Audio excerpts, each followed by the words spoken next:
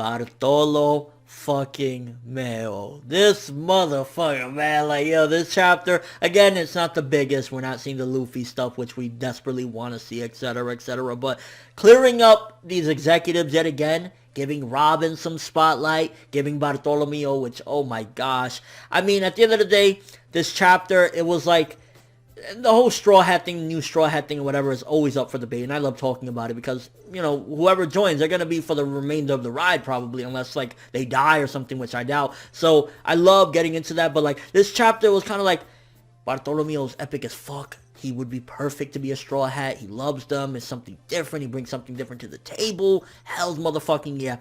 But then at the same time, it's kind of like the fact that he couldn't completely save Robin.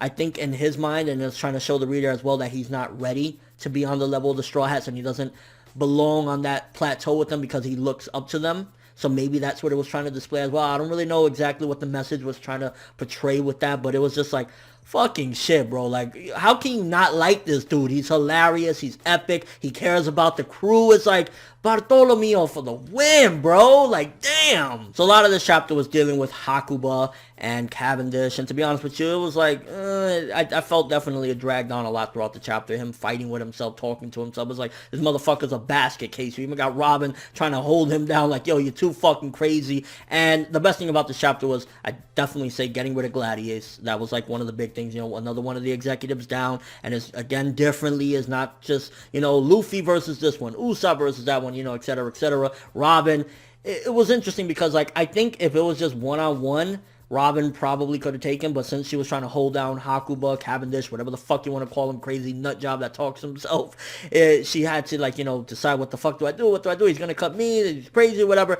But I think if it was just one-on-one, I think she could have taken out Gladius, to be honest with you. I think she could have got him, man. When he went into that big bomb form, did anyone else get reminded of Imperfect Cell when he just, like, was desperate as fuck and he turned into that big bomb and Goku had to instant transmission him the fuck out of there? That's what I immediately got from that scene. It reminded me of that. And the epic thing about Bartolomeo on this one is that with everything that he had, it wasn't completely like, you know, Bartolomeo owns everything, etc., etc. It was like he tried, he gave it his damnedest, and he even got fucked up in the process. I mean, he looked like he just completely took it all, but like, I think he's fucking awesome. I don't even care if it's like, oh, he's not at the plateau or whatever. He needs to be a Straw Hat. We like him. He's awesome. It's like, come on, bro.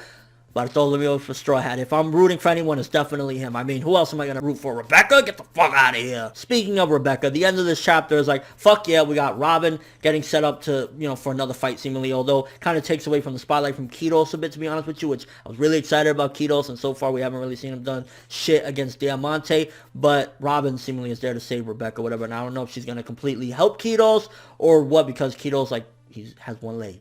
It's hard for him to fight or whatever, but the thing about that is, yet again, and I remember for a while I was actually like, you know, we could have a new girl on the team with Rebecca, and before, you know, of course, Sabo got the Maramara, I was like, maybe she could get the Maramara, have somebody cool, a gladiator or something different, but at this particular point, get her the fuck away from our Straw Hats. I'm sorry. Like, yet again, I'm here to save you, Rebecca. Like, gee, no, we do not need dead weight on the crew at all. Especially, we're going up against Emperor soon. We're going up against the world government. We're going up against the top of the line. We do not need Luffy and the crew having to save her. Hell no. If she becomes a Straw Hat, I will be, like, distraught.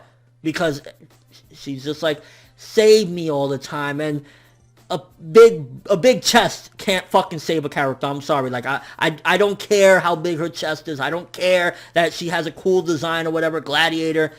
No. And I definitely think that this whole thing with Cavendish is set up for later on down the road when we see him again. Maybe he's going to be half and half. He's going to be able to conquer it and have that extra crazy power that he has when he's in the Hakuba form. So I think this is the beginning stages for later on down the road when we run into him again. He's going to have it conquered. Maybe they'll still keep comedic aspects of it, but ultimately he's going to have this incredible strength. And like everybody from this Coliseum, I think later on down the road we're going to come back and see them like beasts as ever. Like the Hoppo Navy side, he's going to be buff as fuck. I think everybody's gonna transform later on down the road. So we're seeing their imperfections now and all the bullshit that Hakuba and Cavendish pulled in this chapter, or mainly, you know, Hakuba disrupting everything. And at the end of the day, he did, you know, kind of get the job done as well. So, you know, give him props where he do. But seeing their imperfections now, they're going to definitely grow off screen, and we'll see them later on down the road, and I can't wait for that. Overall, this chapter, good chapter yet again. I love Bartolomeo. Robin for the win, coming to have to save the, but you know, at the end of the day, she saved her, and Cavendish, Hakuba stuff. It was a little bit annoying for a little bit, but ultimately it got the job done, and I guess it was just,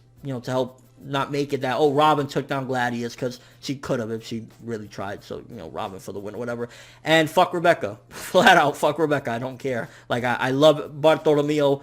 He could be Straw Hat, not Rebecca. So maybe 7.5 for this chapter. 7.5. I want to go 8 because I love Bartolomeo, and I think he was fucking awesome, and the explosion he took and everything, and the way this chapter went down, a little bit interesting. But yeah, that's my thoughts. Let me know what you guys thought of this chapter. What do you think about Bartolomeo giving it his all? Do you think that he's ready to be a Straw Hat Pirate? Also, what did you think about Rebecca being saved by Robin? How did you feel about that? How did you feel about the Cavendish Hakuba stuff? Again, I was slightly irritated for a little bit, but then at the end, it kind of all wrapped up and felt a little bit better. And just overall thoughts of the chapter. Fucking another cool one, honestly, is wrapping things up. At the very least, it's not just, if it was just that we're getting fight and fight and fight and nothing is happening, like we're still fighting 5 chapters from now, Gladius, then it would be disgusting. But we're getting the job done. The executives are going down one by one in different ways, you know, unique ways, not just the standard protocol. So cool shit. And you're both also the chapter, but that's all I have for this review. Thanks for watching. Hope you enjoyed. If you liked anything I had to say or enjoyed the video, drop me a like. I'd greatly appreciate it. And if you haven't subscribed,